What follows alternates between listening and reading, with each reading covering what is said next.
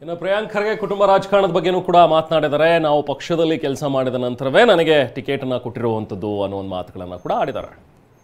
ಕುಟುಂಬ ರಾಜಕಾರಣದ ವಿಚಾರದ ಬಗ್ಗೆ ಮಾತಾಡೋಣ. ನೀವು ಸಾಕಷ್ಟು ಬಾರಿ ಈ ಪ್ರಶ್ನೆಗಳನ್ನು ನಿಮ್ಗೆ ಎದುರಿಸಿರ್ತೀರಿ. ಆದರೆ ಇವತ್ತಿನ ದಿನಗಳಲ್ಲಿ ಏನಾಗ್ತಾ ಇದೆ, ಮತ್ತೆ ಪ್ರತಿ ಚುನಾವಣೆಯಲ್ಲೂ ಕೂಡ ಬಿಜೆಪಿಯವರು ಈ ಕುಟುಂಬ ರಾಜಕಾರಣದ ಬಗ್ಗೆ ಮಾತನಾಡ್ತಿದ್ದಾರೆ.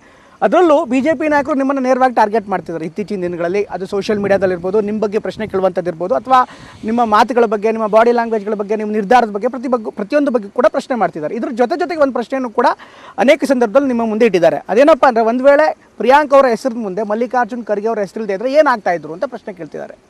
ನೋಡಿ, ಯಾರೇ ಇರ್ಬೋದು, ನಾವೆಲ್ಲ ಸರ್ನೇಮ್ ಇದ್ದರೆ ಯಾವುದೇ ಫೀಲ್ಡಲ್ಲಿ, ಅದು ನೀವು ಪೊಲಿಟಿಕ್ಸಲ್ಲಿರ್ಬೋದು, ನೀವು ಡಾಕ್ಟ್ರ್ ಆಗಿರ್ಬೋದು, ನೀವು ಎಜುಕೇಷನಿಸ್ಟ್ ಆಗಿರ್ಬೋದು, ಲಾಯರ್ ಆಗಿರ್ಬೋದು, ಯಾರೇ ಇದ್ರೂ ಕೂಡ ಆ ಒಂದು ಸರ್ನೇಮ್ ಅವ್ರ ತಂದೆಯವರ ಅಥವಾ ಅವ್ರ ವಂಶದವ್ರು ಏನಾದರೂ ಒಳ್ಳೇದು ಮಾಡಿದರೆ ಆ ಸರ್ನೇಮ್ ಹೆಲ್ಪ್ ಆಗುತ್ತೆ.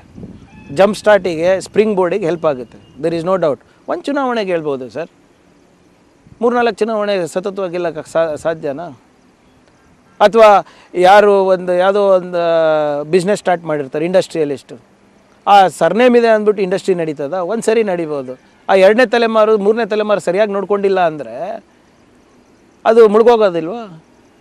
ಬಟ್ ಈ 2ನೇ ತಲೆಮಾರು ಮತ್ತು 3ನೇ ತಲೆಮಾರಿಗೆ ಸಿಗುವಂಥ ಅಧಿಕಾರದ ಬಗ್ಗೆ ಪ್ರಶ್ನೆ ಮಾಡ್ತಿದ್ದಾರೆ.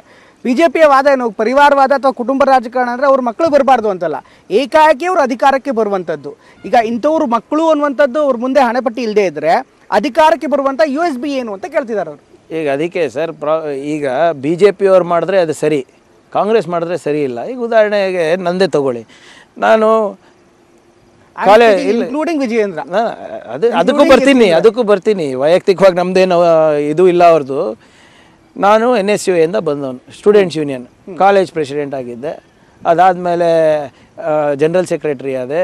ಅದಾದಮೇಲೆ ಯೂತ್ ಕಾಂಗ್ರೆಸ್ ಸೆಕ್ರೆಟರಿ ಆದ. ಅದಾದಮೇಲೆ ಜನರಲ್ ಸೆಕ್ರೆಟರಿ ಆದೆ. ಇನ್ನು ಪ್ರಿಯಾಂಕ್ ಖರ್ಗೆ ಅವರ ಜೊತೆಗಿನ TV9 ಸೂಪರ್ ಎಕ್ಸ್ಕ್ಲೂಸಿವ್ ಸಂದರ್ಶನವನ್ನು ನೀವು ಇವತ್ತು 11:29ಕ್ಕೆ ಸಂಪೂರ್ಣ ಭಾಗವನ್ನು ವೀಕ್ಷಿಸಬಹುದು.